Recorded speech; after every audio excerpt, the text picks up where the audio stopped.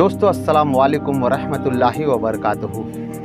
आज हमारे राष्ट्रपति बदल गए। एक नई राष्ट्रपति आई हैं जिनका नाम है द्रौपदी मुर्मू, जिन्होंने बड़ी कड़ी मेहनत के बाद इस स्थान को पाया और उन्होंने कहा कि एक गरीब भी बड़ा सपना देख सकता है।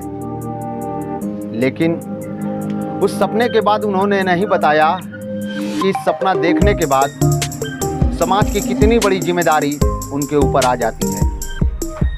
अब हम पिछले राष्ट्रपति की बात कर लें कि हमारे राष्ट्रपति ऐसे कोविंद जी गुजरे हैं जिसको रामनाथ कोविंद कहते हैं,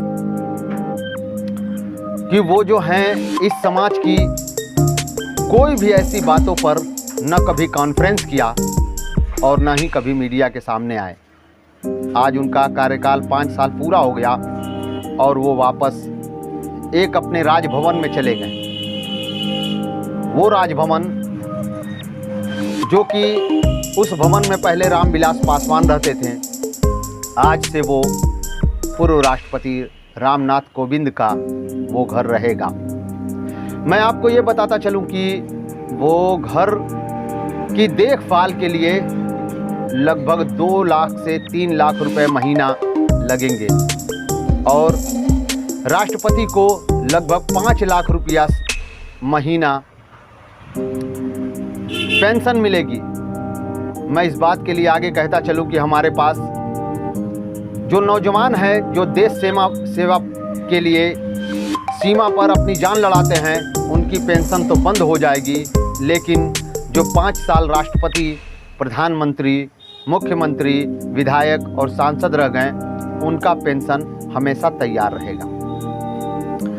अब सरकार उनकी सारे खर्च को व्यय करेगी, लेकिन वो 5 लाख रुपया महीना उनका क्या होगा ये कुछ पता नहीं।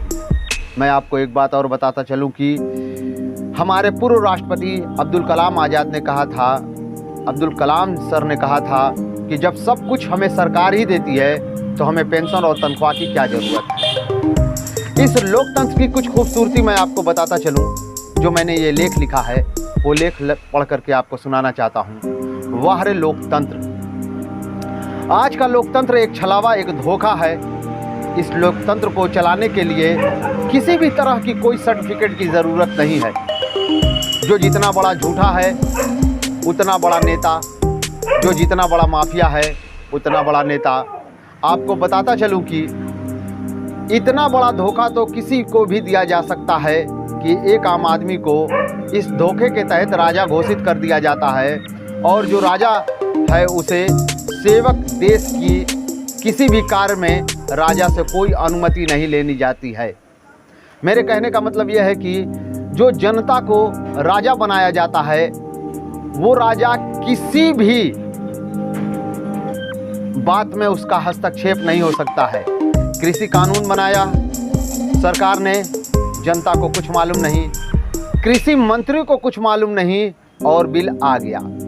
उसके बाद अग्निवीर बनाया, अग्निवीर में बड़े से बड़े जनरल कर्नल को ये बात मालूम नहीं और ये नियम कानून बन करके आ गया। ये लोकतंत्र इतना बड़ा धोखा है लोगों के साथ कि एक व्यक्ति जो लोकतंत्र से चुन करके सेवक बन के जाता है वो एक राजा की तरह ज़िंदगी गुजारता है और जिसे राजा बताया जाता है वो एक कैसी ज़िंदगी गुजारता है आप समझ सकते हैं, जान सकते हैं।